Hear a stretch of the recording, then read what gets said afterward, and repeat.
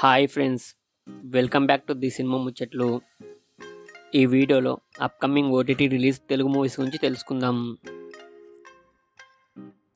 హరోం హరా July 18న ఈటీవీలో streaming అవుతుంది. Bahishkarana July 19న జీ5లో స్ట్రీమింగ్ అవుతుంది.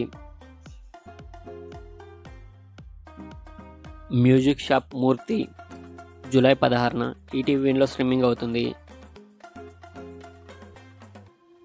నాగేంద్రన్స్ హనీమూన్ జూలై 19న డిజ్నీ ప్లస్ హాట్స్టార్లో స్ట్రీమింగ్ అవుతుంది.